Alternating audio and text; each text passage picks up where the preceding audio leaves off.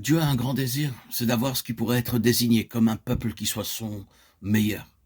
Et jusqu'à ce qu'il ait un tel peuple, il ne sera jamais intégralement satisfait. Il se peut que certains acceptent d'être moins que ce qu'ils désireraient pour eux. Il permet en effet qu'il y ait des seconds meilleurs. Mais c'est seulement un peuple selon sa parfaite volonté qui pourra véritablement satisfaire son cœur. La réalisation de sa pleine pensée est une chose qui implique le conflit, un coup et la discipline. Et tout cela est absolument contraire au cours naturel des choses.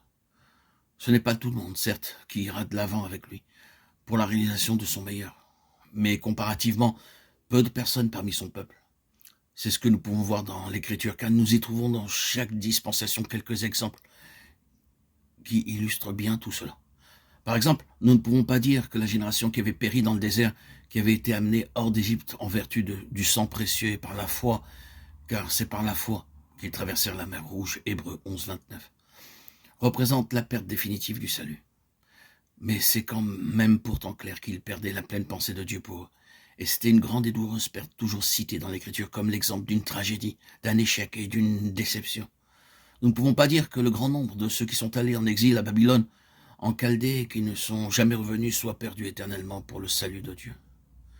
Mais nous savons qu'une minorité seule est revenue pour accomplir la véritable intention de Dieu. Pour les autres, dans le désert et à Babylone, nous pouvons penser d'une certaine manière que Dieu a eu honte d'eux. Mais il n'en a pas été de même pour tous. Il en est ainsi dans chaque dispensation. L'appel retentit encore. Et il est entendu par ceux qui ne peuvent pas être satisfaits, que Dieu est seulement ses seconds meilleurs. Mais comme nous avons dit, l'appel n'est pas une finalité que nous devons atteindre. C'est un appel pour initier cette voie pour d'autres. Car beaucoup parmi le peuple du Seigneur ne connaissent pas cette voie céleste. C'est assez étrange. Mais quoique nés d'en haut, ils ne connaissent pas la voie céleste. Nous n'aborderons pas tout ce qui peut attester cela, mais c'est vrai. Et peut-être que beaucoup parmi nous ont été comme cela au cours d'une période de leur vie chrétienne. C'était très largement quelque chose de terrestre. Nos activités étant très terre-à-terre, quoique réalisées d'une manière chrétienne. Alors est venu un temps de crise, et nous sommes entrés dans la signification du ciel ouvert, élevés à un nouveau stade de vie spirituelle, et nous avons commencé à apprendre les choses célestes d'une nouvelle manière. C'est un fait que tous ceux qui sont appelés par Dieu dans cette voie céleste ne progressent pas seulement dans cette voie pour élever leurs propres mesures spirituelles.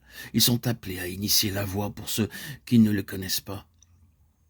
Mais s'ils sont parmi le peuple du Seigneur, cela ne veut pas dire que nous devons leur prêcher la voie céleste et avoir une interprétation particulière des Écritures, une certaine doctrine ou une phraséologie. Cela signifie que nous sommes appelés à être utiles pour le bien de cette voie, et parce que l'ayant connue et expérimentée, nous serons capables d'en aider d'autres pour les élever à des niveaux plus hauts de la vie spirituelle.